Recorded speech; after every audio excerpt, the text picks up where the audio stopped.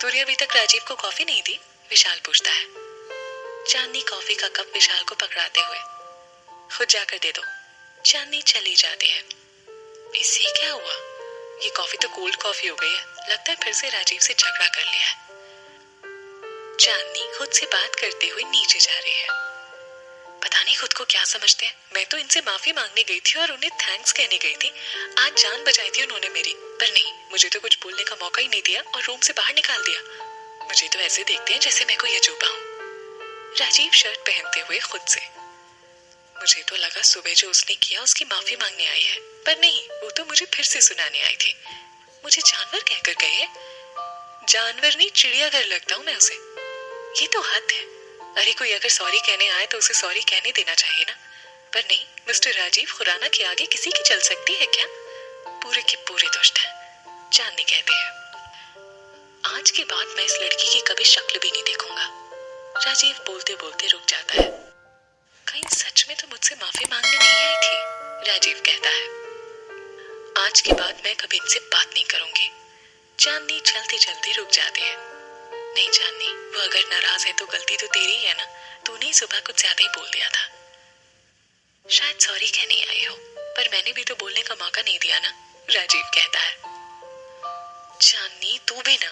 अरे माफी मांगने गई थी तो माफी मांगनी चाहिए थी ना। उन्होंने पूछा भी था, पर नहीं, तू तो उनसे झगड़ कर आ गई। अब क्या करूं, जाकर माफी मांग लेती हूँ। चांदनी फिर से सीढ़ियों से ऊपर जाती है। राजीव तू भी ना, बेवजह उस पर भड़क जाता है। अरे उसे कुछ बोलने का मौका तो देता। अब क्या करूं, जाकर बात करता हूँ। राजीव भी चांदनी से मिलने आने लगता है। चांदनी और राजीव दोनों ही मुस्कुराते हुए एक दूसरे से मिलने के लिए आगे बढ़ने लगते हैं। दोनों अपनी धुन में आगे बढ़ते हैं और एक दूसरे को ही नहीं देखते। दोनों एक दूसरे से टकरा जाते हैं और चांदनी एक बार फिर राजीव के ऊपर गिर जाती है। चांदनी ये भूल जाती है कि वो दोनों फर्श पर गिर गए हैं। देखिए राजीव, मुझे पता है कि मैं कुछ ज्यादा बोल देती हूँ, पर आप ही तो मुझे उकसाते हैं ना। देखिए हम दोस्त हैं और दोस्ती के कुछ उसूल होते हैं, पर आप हमेशा उन्हें तोड़ देते हैं, चांदनी कहते हैं। चांदनी तुम मेरे क्या मेरे, हर वक्त बस मैं और मैं और मैं। कभी मेरी भी सुन लिया कीजिए। आज आप चुप रहोगे और मैं बोलूंगी। चांदनी तुम, राजीव कहता है। चुप, एकदम चुप। पहले मेरी बात सुनिए। मुझे पता है कि मैं सुबह कुछ ज्यादा ही बोल गई थी। मुझे ये सब नहीं कहना चाहिए था।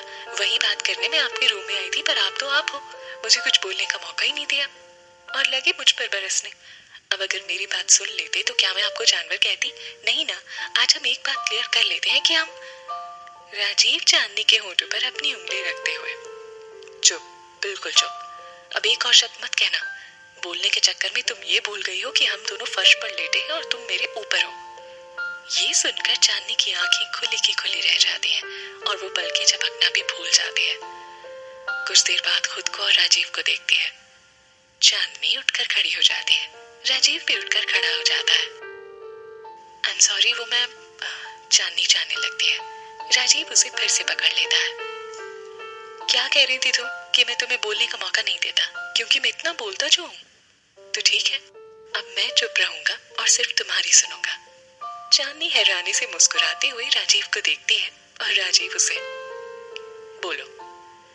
चांदनी राजीव को प्यार से देखते हुए, क्या? वही जो कहने आई थी। मैं आपसे माँ। चांदनी, विशाल बुलाता है। विशाल की आवाज सुनकर चांदनी वहां से मुस्कुराते हुए भाग जाती है। राजीव भी मुस्कुराते हुए चांदनी के पीछे जाने लगता है। अचानक राजीव के पैर में कुछ चुभता है। वो नीचे देखता है। चांदनी की एक पायल वहीं पड़ी है। राजीव उसे उठाकर फिर से मुस्कुराता है और नीचे जाता है। विशाल, तुमने मुझे बुलाया? चांदनी कहती है। कहाँ गुम हो जाती हो? आंटी तेरे बारे में पूछ रही थी। चांदनी सुमन के पास जाती है। राजीव क्या कर रहा था? विशाल पूछता है। बस आ ही रहा था। तेरा और चांदनी का फिर से झगड़ा हुआ? विशाल पूछता है। नहीं, क्यों पूछ रहा है? ऐसे ही। चल, तू जानता है ना कि मेरी और भगवान की नहीं बनती। मैं बस तुम सबकी खुशी के लिए यहाँ आया हूँ, इनके लिए नहीं। ठीक है बाबा, चलकर सबके साथ बैठ तो सकता है ना, विशाल कहता है। राजीव मुस्कुराते हुए, हाँ। सब लोग बैठे हैं और जगराता चल रहा है। चांदनी भी सुमन के पास आकर बैठ जाती है। कुछ खाया तूने? सुमन पूछती है। खा लूंगी मामी, आप भी ना मेरी कुछ ज्यादा ही चिंता करते हो। मामा जी ने अपनी दवाई ली? नहीं ली होगी ना, मैं अभी उन्हें दवाई खिला कर आती हूँ। उनकी दवाई मैं लेकर आई हूँ, सुमन कहती है। ये ले। चांदनी पानी का एक ग्लास और दवाई लेकर अपने मामा जी के पास जाती है। आपकी दवाई। सिन्हा दवाई लेते हुए, थैंक यू बेटा। शारदा ये सब देख रही है। दूसरी तरफ खुराना मेंशन की डोरबेल बज रही है। नौकर आकर दरवाजा खोलता है। कौन है नकुल? पैम पूछती है। विक्की बाबा है मैडम, नकुल कहता है। क्या बात है, घर में कोई नजर नहीं आ रहा? विक्रम पूछता है। देव और बलराज भाई साहब ऑफिस में है। रौनित तुम्हारी नानी उस मिडिल क्लास लड़की के घर गई है, पैम बोलती है। मिडिल क्लास लड़की, यू मीन पिंकी? विक्रम पूछता है। हाँ, वैसे इस वक्त तुम यहाँ क्या कर रहे हो? पैम पूछती है। विक्रम ड्रिंक बनाते हुए, आपसे मिलने आया था। मुझसे? सुबह ही तो मिले थे। विक्रम ड्रिंक पैम को देते हुए। कुछ राज जो आपने अपने दिल में दबा रखे हैं ना, कुछ सच जो शायद सबको हिला कर रख दे, वही जानना चाहता हूँ, विक्की कहता है। तुम क्या कहना चाहते हो? पैम पूछती है।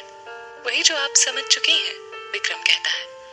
मुझे कुछ समझ नहीं आ रहा कि तुम क्या कह रहे हो, पैम कहती है। चलिए साफ साफ शब्दों में ही बता देता हूँ, राधा मामी। राधा का नाम सुनते ही पैम के हाथ से शराब का ग्लास छूट जाता है। क्या हुआ मामी? आप राधा मामी का नाम सुनते ही घबरा क्यों गई? कहीं ऐसा तो नहीं कि वो जिंदा है और आप ही जानती हैं? सही कहा तुमने विक्की, वो जिंदा है और ये बात मैं जानती हूँ। तो अब क्या करोगी तुम? विक्रम ये सुनकर खामोश हो जाता है। उसका चेहरा देखकर पैम जोर से हंसती है। विक्की, तुम भी ना, मैंने तुम्हें सुबह ही बता दिया था कि मैं क्या कहना चाह रही थी। अगर राधा भाभी जिंदा होती और मुझे ये बात पता होती तो मैं सबसे सच क्यों छुपाऊंगी? और वैसे भी जब बलराज भाई साहब ने गांव जाकर शादी की थी तब मैं इस फैमिली का हिस्सा नहीं थी। देव से शादी होने के बाद जब मैं इस घर में आई तब मुझे सच पता चला था, पैम कहती है। विक्रम शराब पीते हुए, मामी आप और मैं, हम दोनों किस किस्म के इंसान है ना, ये बात हम बहुत अच्छे से जानते हैं। हम दोनों का मकसद बलराज भाई साहब की दौलत है, जिसे पाने के लिए हम कुछ भी कर सकते हैं। आप ये बात बहुत अच्छे से जानती हैं कि अगर बलराज मामा जी की कोई औलाद होती तो वो इस जायदाद का अकेला वारिस होता। जरूर होता अगर उनकी कोई औलाद होती तो, पर नहीं है।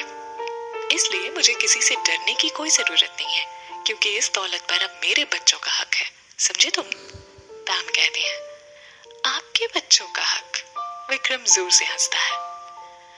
इस प्रॉपर्टी पर सिर्फ उसका हक होगा जिसे बलराज मामा जी चुनेंगे। चलता हूँ मामी। विक्रम चला जाता है। अगर इसे सच पता चल गया तो क्या होगा? कुछ तो करना होगा इस विक्रम का, पैम कहती है।